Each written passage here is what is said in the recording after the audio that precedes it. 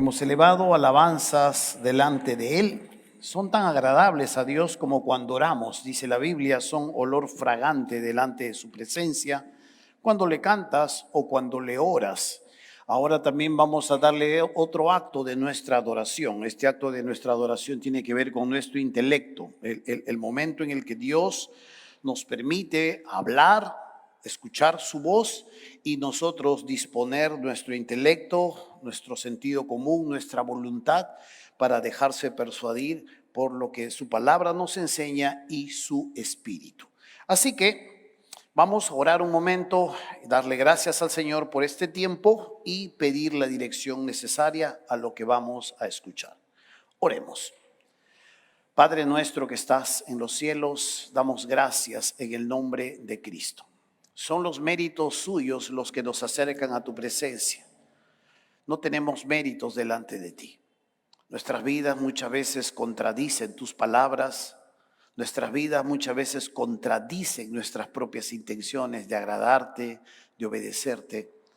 Nuestras vidas muchas veces se llenan aún, Santo Dios, de orgullo y nos atrevemos a juzgar al más débil, a despreciar al desobediente y pensando que ya te agradamos con nuestro propio ser y comportamiento, caemos también, Señor, en el mismo pecado.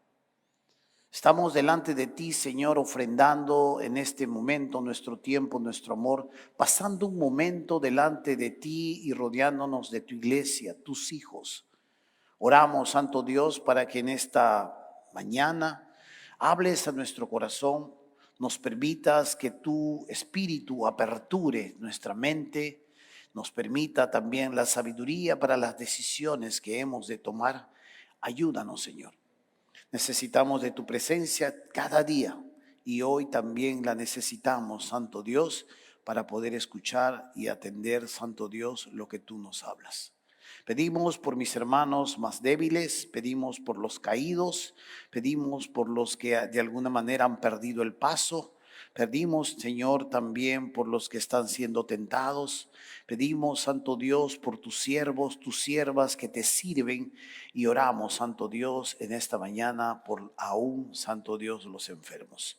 Atiende, Santo Dios, a tus hijos, llénalos de ti y ayúdanos, Santo Dios, a lo largo de este tiempo que vamos a tener juntos de aprender tu verdad. A través de Jesús, tu Hijo, lo rogamos. Amén. En la tercera parte de esta serie, nosotros estamos abarcando lo que tiene que ver con este conflicto que se genera en algunos corazones. Esto no es en todos los corazones de manera general, sino en algunos corazones. Este conflicto se da por muchas razones, como ya hemos ido viendo. La cuestión está en que parte de todo este conflicto revela realmente en dónde está nuestra confianza y revela realmente hacia dónde nosotros estamos mirando, qué tipo de Señor tenemos en nuestras vidas. Querramos aceptarlo o no, esto es una realidad que, como si fuese un termómetro espiritual, mide la temperatura espiritual que nosotros tenemos. Cuando Cristo empezó a hablar y enseñar en medio de su ministerio, una gran parte de su enseñanza tenía que ver con las riquezas y una parte menor tenía que ver con el amor. Parece un poco contradictorio, pero esta es una de las cosas que batallan directamente en nuestra adoración limpia delante de Él.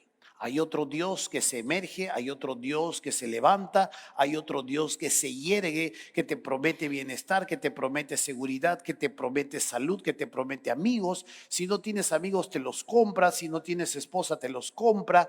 Todo lo puede hacer menos salvarte y darte paz en el corazón.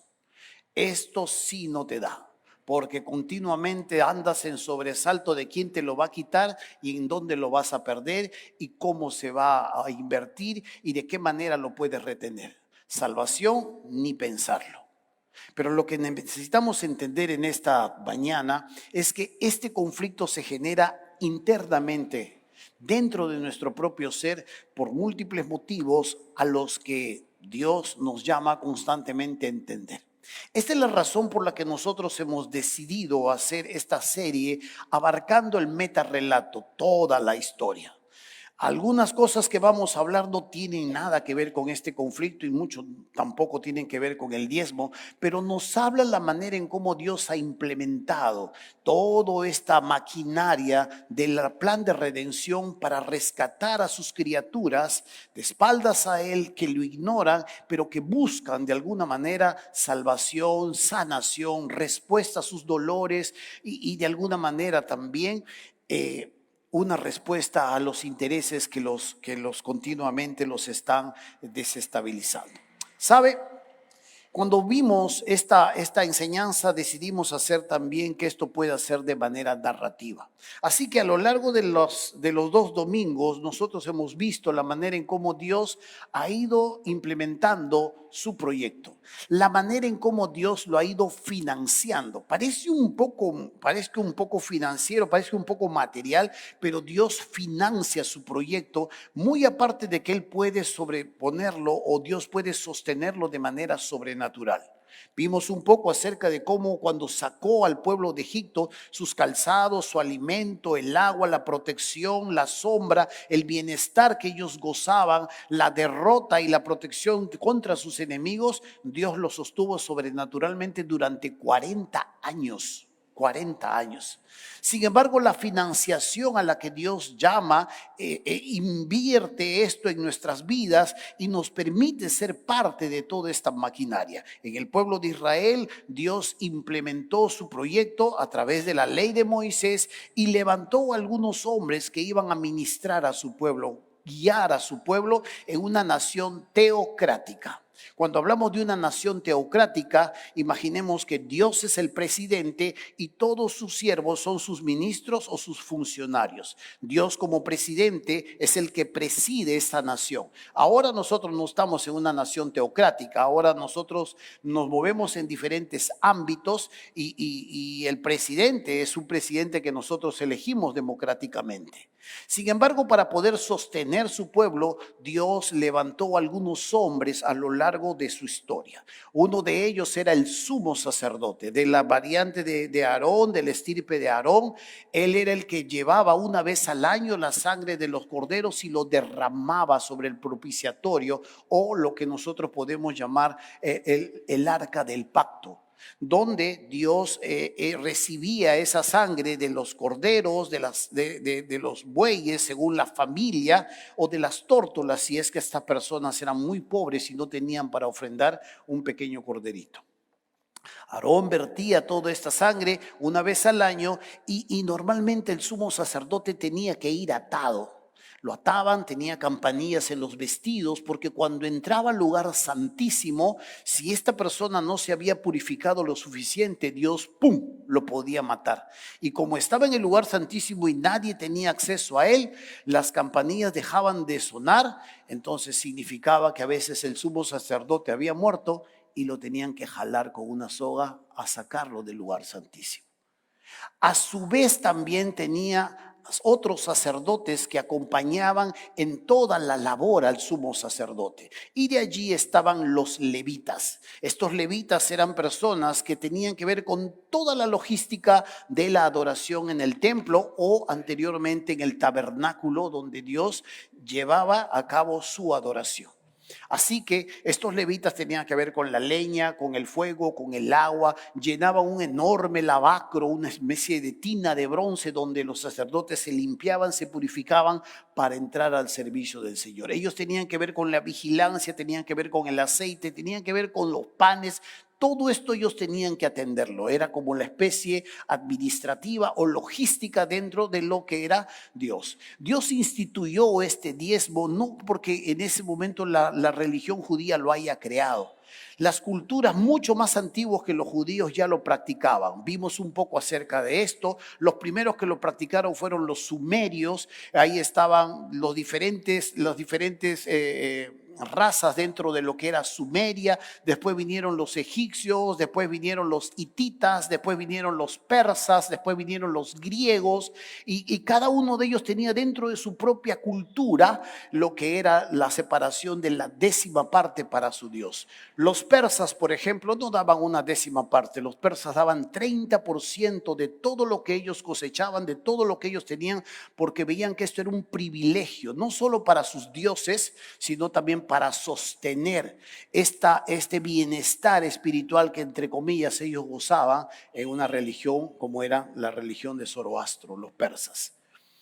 Los griegos daban otro 30%, y cuando nosotros miramos a los judíos no solo daban el 10%, los judíos daban el 23% de todo lo que Dios les entregaba. No era dinero, eran cosechas, eran cereales, era lo que Dios les traía dentro de lo que les permitía cosechar o dentro de lo que les permitía albergar. Pero Dios fue instituyendo estos hombres. Uno de los hombres que también vivían ahí dentro de esta parte de la ley eran los profetas. Los profetas eran las personas que recibían revelación de Dios, proclamaban su voluntad al pueblo y continuamente los llamaban hacia el arrepentimiento. Eran personas místicas, eran personas que vivían muchas veces alejadas, o algunas de ellas vivían hasta en palacios como Isaías, o a veces vivían dentro de lo que es el pueblo. Uno de los profetas que nosotros conocemos en el Nuevo Testamento es Juan el Bautizante. Vivía alejado en el desierto, tomaba agua nada más y comía langostas y miel silvestre. Vivía de una manera muy alejada, aislado del mundo, y eran personas así que recibían revelación de Dios y venían y la proclamaban para que el pueblo lo pudiese conocer. Allí nosotros damos cuenta la llegada del Mesías. Cuando Jesús vino a este mundo, empezó él a ser no solamente un sacerdote, sino un profeta y un maestro. En su triple función que nosotros vemos dentro de sus labores, dice que Jesús recorría todas las ciudades y aldeas enseñando en las sinagogas. Uno, no los descuidaba como muchos piensan, que los fariseos los tiraba a un lado y solo le hablaba al pueblo. No. Lo primero era enseñar en las sinagogas en el día de reposo. Dos, proclamando el evangelio del reino y sanando toda enfermedad y toda dolencia. Esto es lo que nosotros vemos cuando Jesús iba haciendo su ministerio, y junto con este ministerio donde él se iba moviendo, un ministerio itinerante, un ministerio que recorría los poblados, ciudades y aldeas, tanto grandes como pequeñas, Jesús iba rodeado de personas que lo seguían. Personas que él había elegido, personas que estaban con él y los estaba formando a lo largo de sus 3 años y medio de ministerio. Cuando él muere, es sepultado y resucitado, es entronizado, llega la gloria y toda potestad, toda autoridad se le da no solo en el cielo, sino también en la tierra. Aquí cambia la historia. Aquí cambia la historia, y es lo que quiero ver, cómo Dios va a pasar ahora a un nuevo momento y las razones de por qué necesitamos entender claramente cómo Dios está obrando en diferentes pactos. Ahora se inaugura un nuevo pacto, celebrado en la sangre del Cordero que quita el pecado del mundo. Ahora Él es entronizado, ahora es el gobernador del universo, y ahora Él cambia un poco el mecanismo para poder financiar nuevamente un nuevo tiempo. Dejen pausas a los judíos y ahora entra a trabajar con los gentiles. Todos aquellos que no son judíos son llamados, son los cojos, los mudos, los ciegos que están por los caminos, donde se les llama que vengan, que vengan a Él, que puedan disfrutar de su banquete, porque todo está preparado y dispuesto para ellos. Aquí es donde Dios ahora nos muestra un nuevo momento. Y quiero que lea conmigo este texto que dice en Efesios capítulo 4, versículo 11 al 15. Lo tenía usted ahí proyectado y dice así: y él mismo, estamos hablando de Jesús entronizado, constituyó a unos apóstoles, a otros profetas, a otros evangelistas, a otros pastores y maestros. Ahora, ¿para qué? Ahí viene la función, a fin de perfeccionar a los santos para la obra del ministerio, para la edificación del cuerpo de Cristo, hasta que todos lleguemos, carácter, a la unidad de la fe y del conocimiento del Hijo de Dios, a un varón perfecto. La palabra perfecto es madurez. A un varón perfecto a la medida de la estatura de la plenitud de Cristo. No está hablando de una persona que va a dejar de pecar, una persona que llega a la impecabilidad, sino cuando habla de perfección está hablando de madurez emocional, espiritual. Es un hombre o una mujer que ahora ya no se deja llevar como un niño, como una niña, por un viento por acá, por otro viento por acá, discierne, entiende, madura. Pero Dios levanta ahora, y usted va a ver dos etapas dentro de ese trabajo que Jesús hace. Uno, los apóstoles, y otro, los profetas. Cuando uno mira por eso a los apóstoles, fueron testigos directos de la resurrección de Cristo. Ellos fueron los que fundamentaron la iglesia, y sobre estas personas nosotros vemos que Jesús se presentó, les mostró, los llamó, los arengó, a Tomás lo reprendió, y fue luego él encargando esta gran comisión. Fueron personas que fueron llenos del Espíritu Santo, que atravesaron momentos difíciles, atravesaron momentos de cárcel, de persecución, y muchos de ellos, excepto Juan, sufrieron una muerte cruenta como su maestro. Esto es lo que dice las Escrituras, que edificados sobre el fundamento de los apóstoles, y nota aquí lo otro, profetas, siendo la principal piedra del ángulo Jesucristo mismo. Hasta ahí llega la labor de los apóstoles y los profetas, traernos la palabra de Dios. Ya no hay profetas, ya no hay apóstoles. Hasta ahí llega, nos ponen la base, las escrituras se completan. Los profetas reciben hasta ese momento revelación de Dios, la comunican. Los apóstoles hablan y enseñan y viven todo lo que Jesús les mostró, les enseñó, y ahora la transfieren a próximas generaciones. Pero hasta ahí acaba el papel de los profetas y de los apóstoles. Un apóstol, por eso, era un llamado directo de Cristo. Era un testigo de Cristo resucitado. Tenía que haber visto a Cristo que ha resucitado, y luego validaba su identidad, sus credenciales con milagros y sanidades. Todos ellos hacían sanidades y milagros, excepto a veces sanarse a sí mismo, como el apóstol Pablo. Atravesaba momentos intensos de enfermedad, podía sanar a otros, pero no se sanaba a sí mismo. Y lo cuarto que podríamos ver es que eran los fundadores de la enseñanza, de la doctrina. Usted puede escuchar hoy día el profeta Juan, el profeta Maldonado, el profeta tal. No existen profetas tales.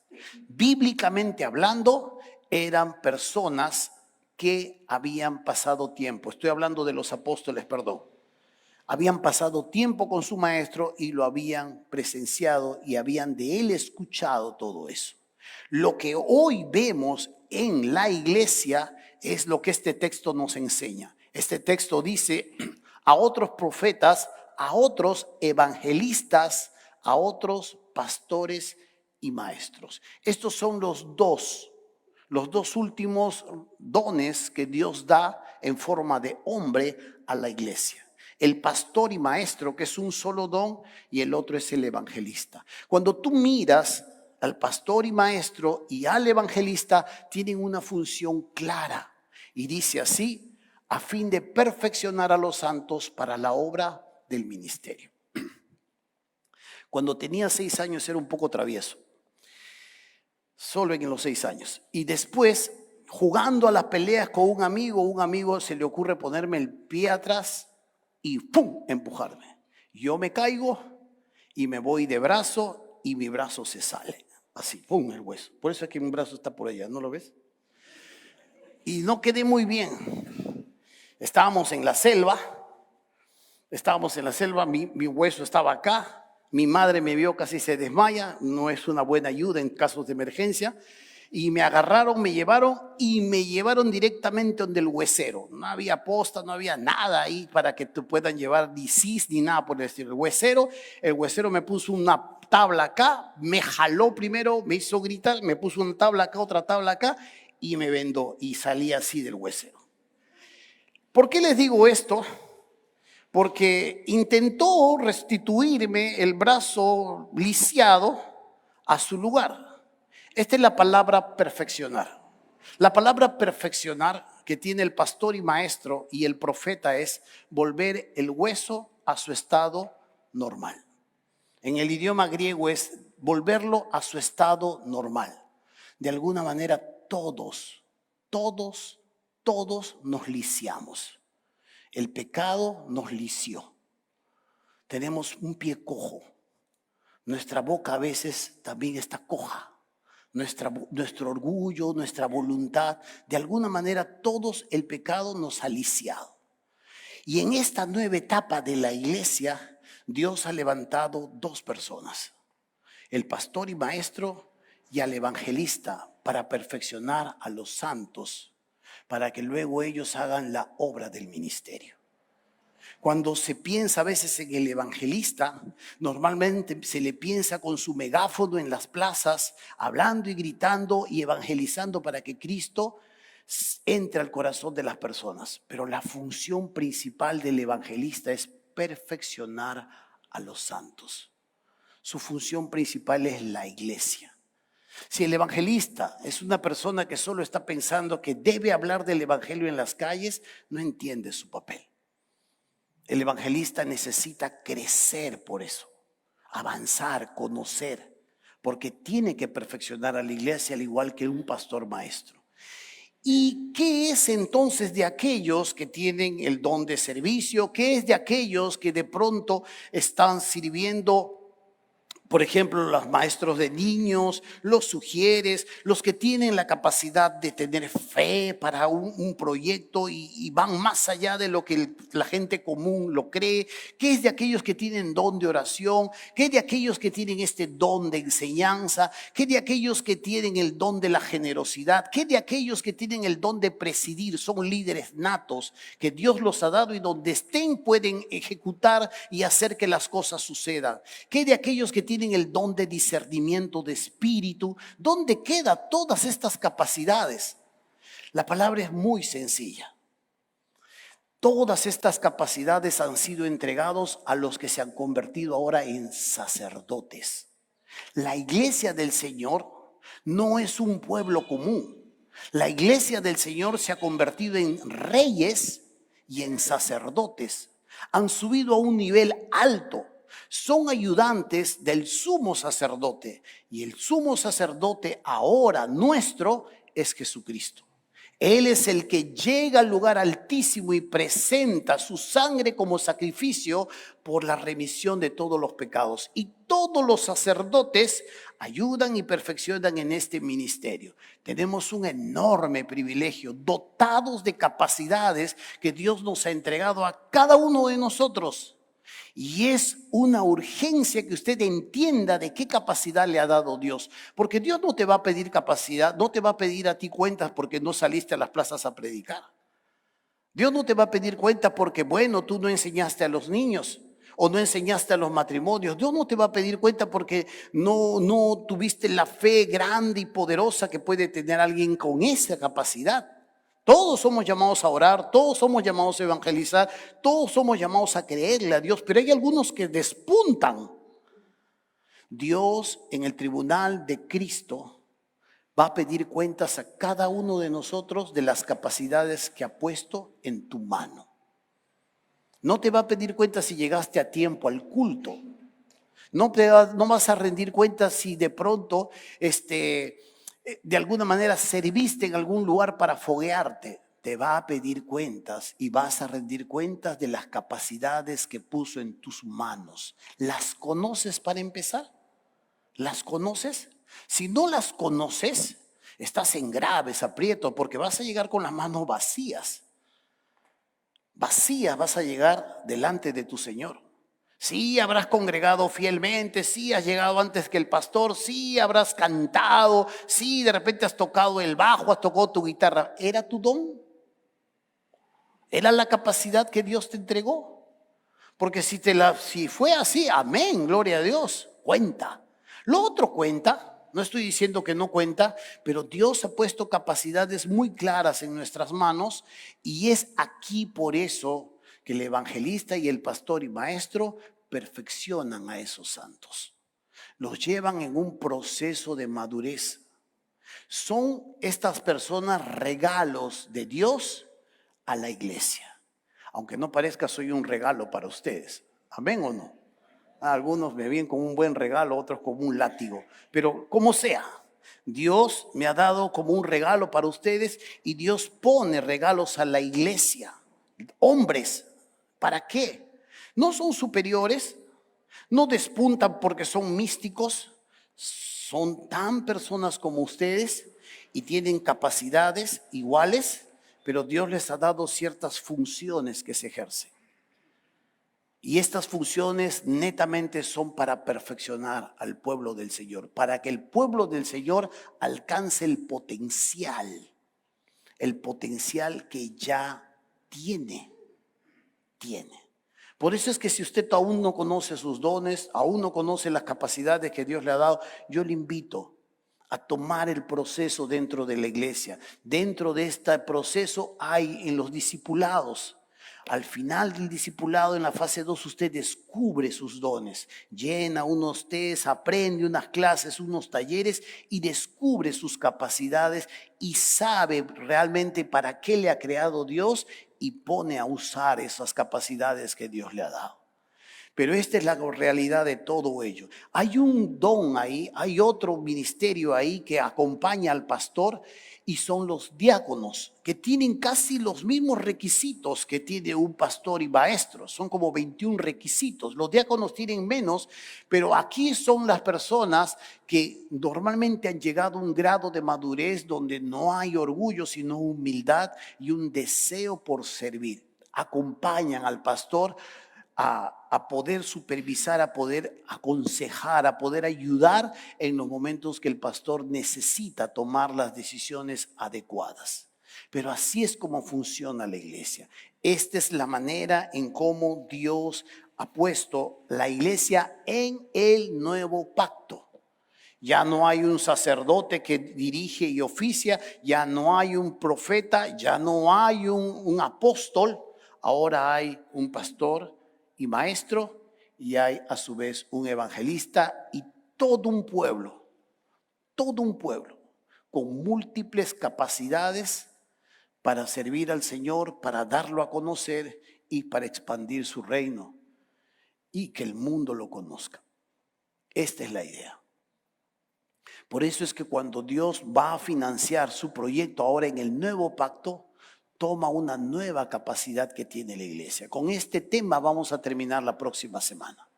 Pero vamos a estudiar ahora a una problemática que existió en la iglesia de Corintios, porque ellos no estaban muy de acuerdo con lo que Dios enseñaba en cuanto a ese punto. El apóstol Pablo va a llamar a esto un derecho. Y vamos a abrir nuestras Biblias en Primera de Corintios capítulo 9. En Primera de Corintios capítulo 9 dice así la palabra del Señor.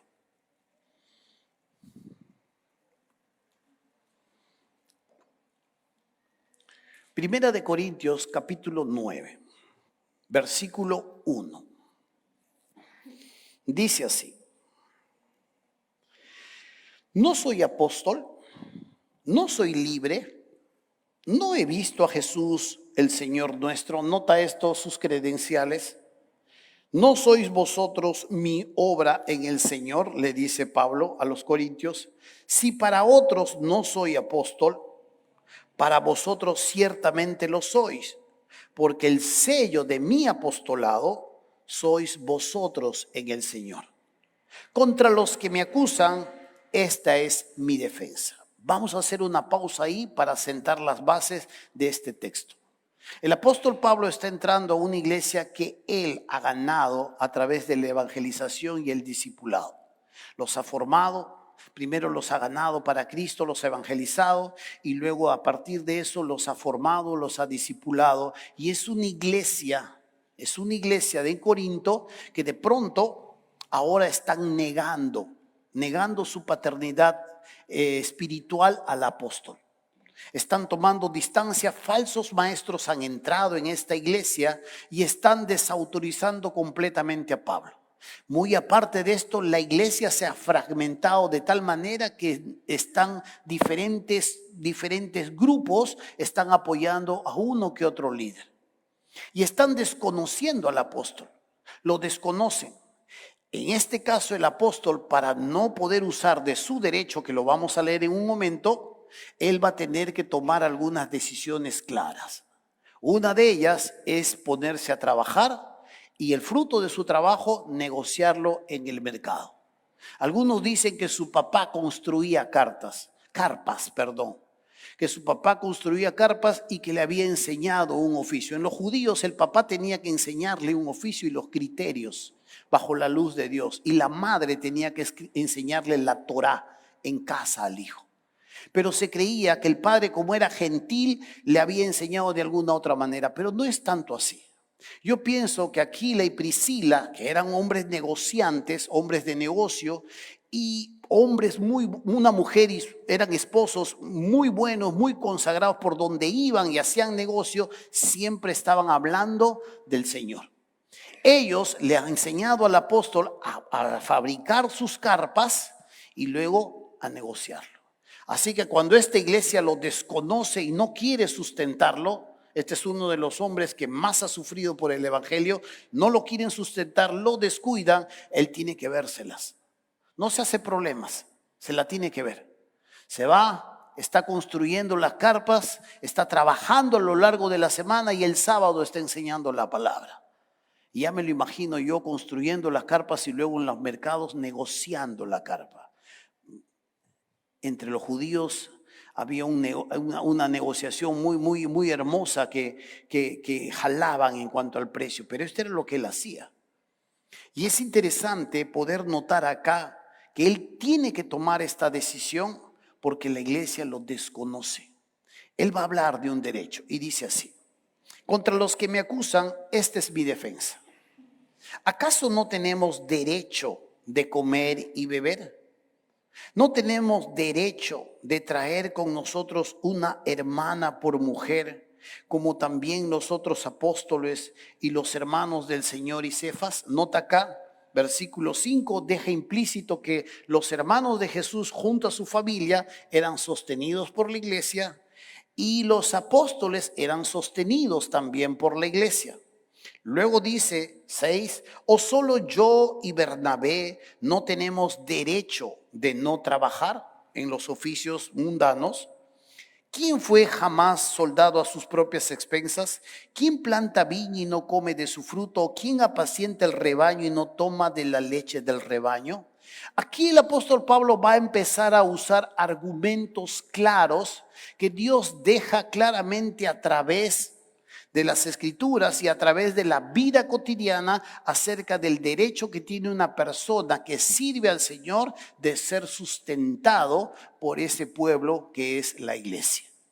Aquí vemos el primer argumento que el apóstol da es el argumento de lo cotidiano. En el versículo 7 se nos habla de tres personajes: el soldado, el agricultor y el pastor. Estamos hablando aquí de un pastor de ovejas. Dice el versículo 7, versículo 7 dice: ¿quién fue jamás soldado a sus propias expensas? 1. ¿Quién planta viña y no come de su fruto? 2. ¿Y quién apacienta el rebaño y no toma de la leche del rebaño? 3. Pablo nos muestra aquí tres personas. Un soldado no dice: me voy a la guerra, voy a luchar por mi patria, voy a comprar mi arma, voy a comprar mi casco, voy a comprar mi borceguí, mi uniforme, y todo eso lo voy a sustentar yo porque me voy a ir a que me maten. No, eso es inaudito. Un soldado es reclutado por el Estado, le dan todo lo necesario, lo entrenan, le dan de comer y de vez en cuando también les dan una propina a los soldados. Este era el salario. De donde viene la palabra salario es de una palabra salarium. En ese tiempo la sal era algo muy valioso y le daban una bolsa de sal al soldado. Ese era su salario. Y el soldado recibía un salario por servir a su patria. Luego vemos al agricultor. ¿Quién planta una viña? Dice, están los racimos de uva ahí colgando y no te agarras una uvita y te la comes. Todos, ¿sí o no? Todos. Y hasta en un momento puedes agarrar hasta uva para jugar un poco, pero es tuyo, lo has plantado. Y si quieres, desgajas un racimo, lo lavas y te lo comes. Es tuyo. O quién está criando vacas, o quién está criando ovejas o cabras y está ordeñando la leche y no agarra una leche, un cuenco y se toma un poco de agua, de leche caliente. Todos lo podemos hacer. Un avaricioso sí no podría hacer eso, pero no cae acá en el relato. Esto es lo común, es lo común. Alguien va a usar lo que es suyo. Y Pablo dice eso. ¿Quién no hace eso? ¿Un soldado? ¿Un agricultor? Y una persona que cría ovejas, ¿cómo no va a poder, o cabras o vacas, cómo no va a poder tomar en algún momento de lo que es de él? El segundo argumento que usa el apóstol Pablo es la ley de Moisés. En el versículo 8 al 10 dice, digo esto solo como hombre, no dice esto también la ley. Se está refiriendo a la ley de Moisés. Porque en la ley de Moisés está escrito, no pondrás bozal al buey que trilla. ¿Tiene Dios cuidado de los bueyes? ¿O lo dice enteramente por nosotros? Pues por nosotros se escribió, porque con esperanza debe arar el que ara, y el que trilla con esperanza de recibir del fruto. Nota aquí que el apóstol usa otro argumento para poder sustentar su derecho de ser sostenido por esta iglesia que lo desconoce y le da la espalda. Y se muestra acá un mandamiento que se daba para los bueyes. Los judíos, dentro de lo que eran sus cosechas, la cebada, el trigo, necesitaban descascarar estos cereales y usaban al buey bajo una yunta y el buey lo hacían caminar continuamente y había una enorme piedra de molino que molía las cáscaras y lo despejaba la verdadera carne del trigo, de la cebada y de la cáscara que lo envolvía. Los judíos tenían prohibido ponerle un bozal al buey. El buey podía estar trabajando todo el día y el trigo estaba ahí y no podía darle un bocado. Dios había prohibido esto. Pero Pablo dice, ¿acaso lo está diciendo por los bueyes? ¿O lo está diciendo por los que sirven en la iglesia? ¿O los que sirven en ese momento en el tabernáculo o en el templo? Lo dice por los que sirven, dice el apóstol Pablo. La palabra buey, el buey dentro de lo que era, dentro de la tipología, dentro de la Biblia, el buey es la imagen de un siervo y el asno o el burro es la imagen de un incrédulo. El incrédulo no le gusta que le pongan yunta, no se aplaca, no obedece a su amo. El buey se deja poner la yunta y sigue las labores de su amo. Esto es Dios. El buey quiere ir hacia el campo, el asno quiere ir a lo salvaje, quiere hacer lo que quiere y no se deja poner una yunta. Esto es lo que nos muestra acá. Por eso es que en las escrituras dice, no pondrás yunta a un buey y a un asno juntos. Este es yugo desigual. Uno de los dos no quiere saber con Dios. El otro sí quiere con Dios, el otro quiere el mundo, le gusta la diversión, le gusta el deleite. El otro sí quiere a Dios. No deben juntarse. Tienes que alejarte.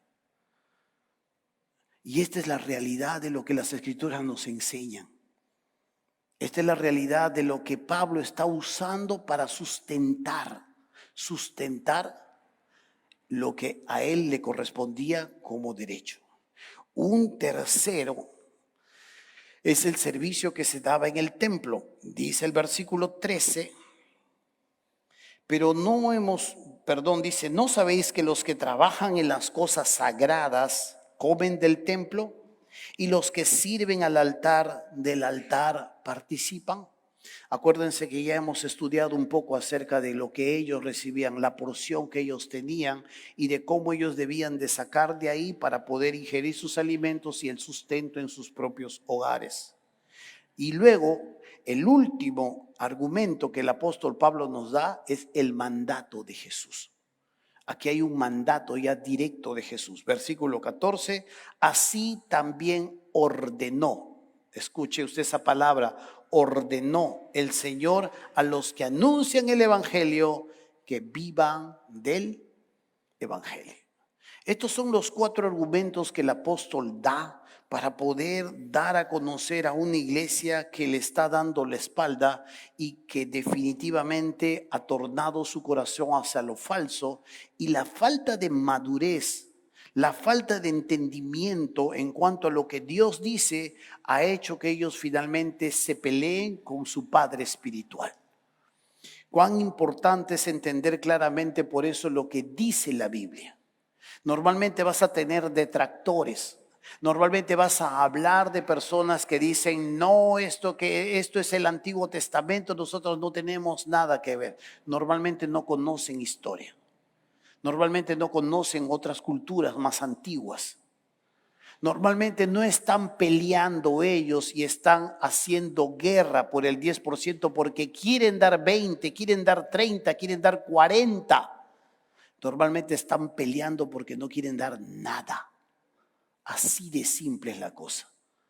Y van a usar las redes y van a usar las cosas y van a decir muchas cosas en desconocimiento porque no entienden claramente la manera en cómo Dios financia su propio proyecto.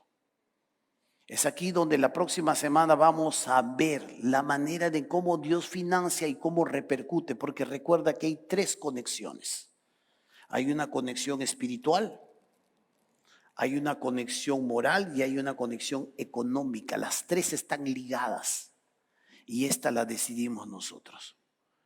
Pero esta es una realidad mostrada a través de las Escrituras donde la iglesia ha decidido alejarse de él. Hay otras iglesias que no lo sostienen. Solo hay una iglesia que está ayudando y sosteniendo continuamente al apóstol. Es la iglesia de Macedonia, la iglesia de Filipos. Así que, hermanos míos, hasta aquí vamos a quedar y la próxima semana vamos a continuar con la enseñanza. Vamos a orar un momento y vamos a culminar este tiempo.